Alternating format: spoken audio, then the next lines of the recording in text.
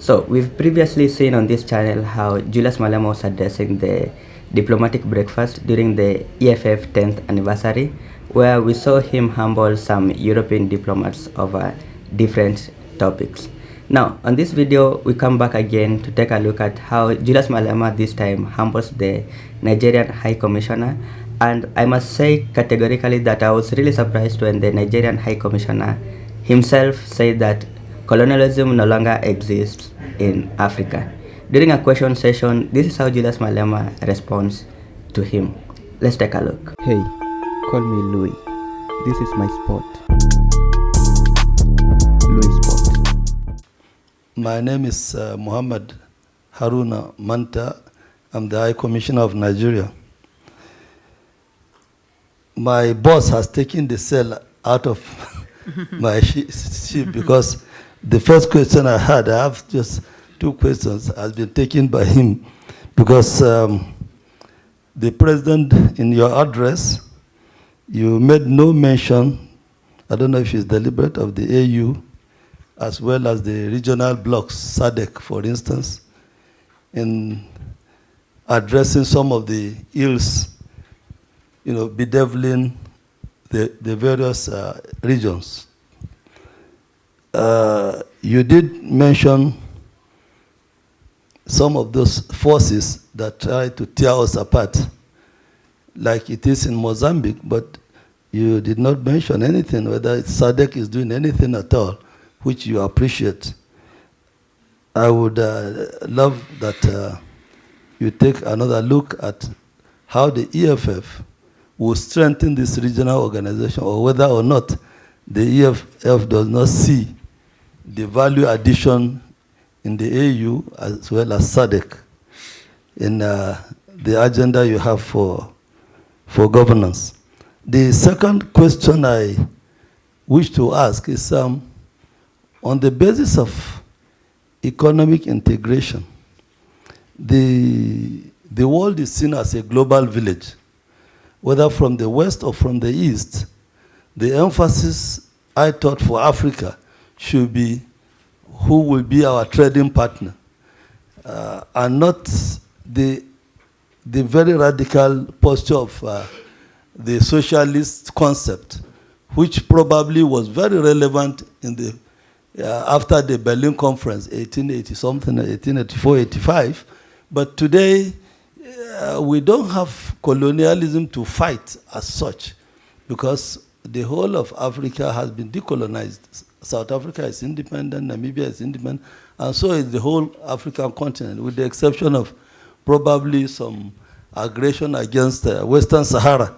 So is it not time that EFF takes a posture that is more inclusive of development concepts rather than imaginary fighting colonialists that do not exist in any way?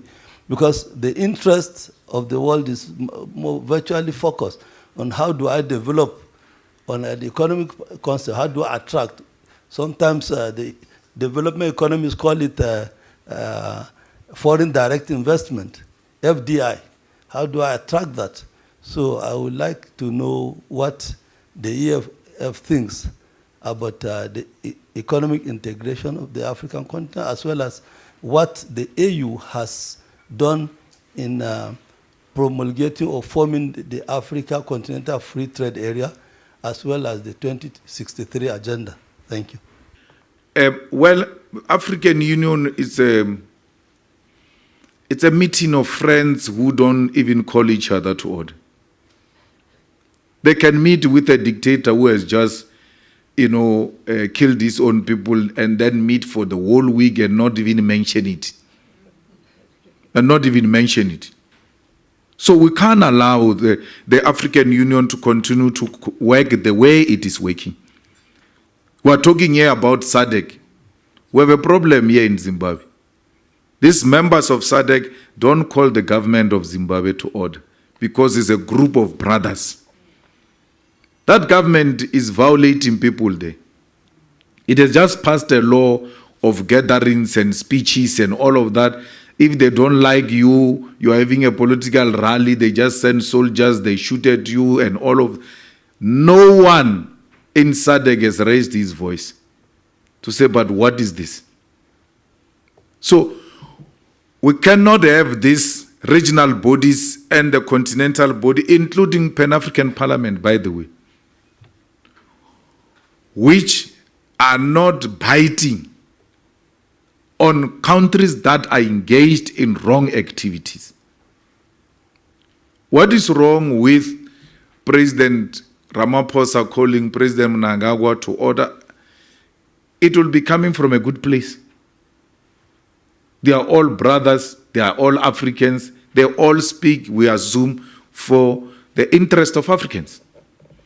So we can't have a situation where we've got regional bodies, continental bodies that become a meeting of elite without concrete solutions to the problems confronting the people of Africa. We have a problem in Mozambique. The problem is solved by sending soldiers. Where have you ever seen soldiers solving a problem? Soldiers don't solve a problem.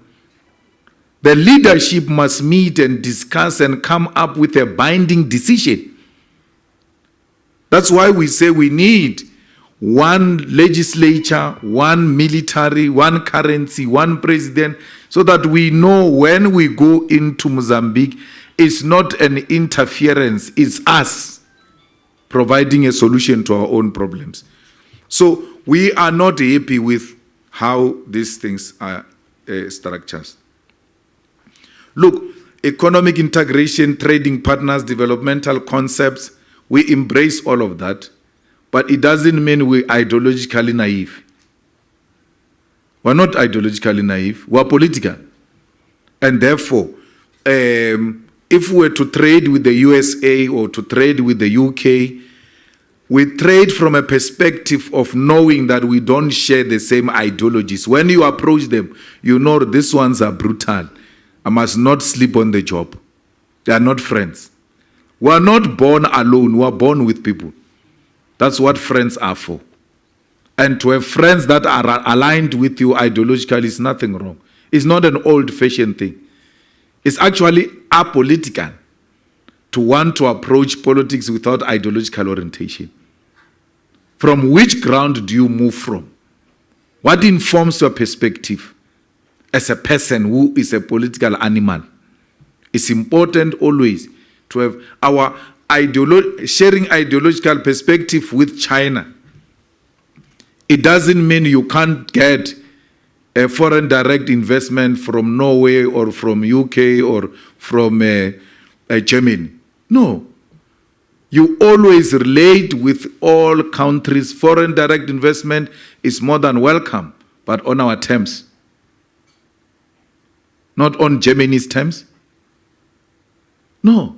We have been giving Germany a lot of money here in South Africa for assembling cars. Not for building cars, for assembling cars. Why is Germany not building those cars here? And create jobs here? In South Africa, we have a problem of unemployment here. Germany will not have a problem. It needs leadership that is decisive, that is going to say, look, we're going to meet you halfway, but you have to meet us halfway. Assembling is not enough. Let's start it here and build it here. So, and Germany's investment under the EFF government is not threatened at all. The same as any other investment. But we are going to renegotiate the deals. And they must be to the interest of Africans. Botswana did it now, where the BS just wanted to change a diamond deal and all of Botswana said it's not going to happen. You are going to trade here and do diamond here on our terms. Botswana screamed, the BS screamed, kicked, did all manner of things. If this thing is not signed by when we leave, they said you can go. But yeah, we are going to sign the deal on our terms. The BS went back and signed. So that's leadership. Investors want to know what is your position on this matter. so that they can navigate around it and see if they can still make profit out of it. They are not interested in you or in anything. They're interested in politics. That's why they mine blood diamond. They know people are being killed there. This diamond comes from where people are being killed. They still take it. Why do they want to behave like a holy cows and want to punish people for political ideas, yet they don't punish people who are killing each other for diamonds? They go there and still buy blood diamonds. No one falls in love with diamond or gold. They fall in love with money. Anything that can give them money, they will go and invest in it. You know, this thing of territorial threats, we know them here. We've got an army base here in Botswana. What is America doing here in Botswana?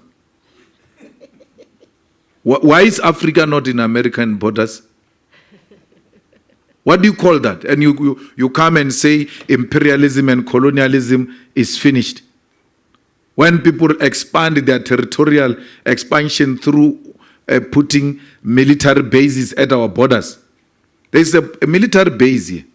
A study has been conducted that a fighter jet that moves from that army base to the Union building will not take less than 2 minutes to bomb the Union building. If a war is declared with America, America does not have to assemble any resource from Washington or anywhere else to come here. They are already here. What do you call that? It's democracy. It's free wealth. We must celebrate that and say, no, imperialism is no longer there. It's in our head. We understand what Putin is fighting against because we have it here. Here. What is it doing here? We never went to Asia. We never went to Europe. We never went to America. We are here. We don't establish bases anywhere. Why should you establish bases in military bases in our continent? And when we speak, it's called old-fashioned politics. That they are out of fashion. There's no such a thing as imperialism. When imperialism is breathing on our neck, we're not going to allow that.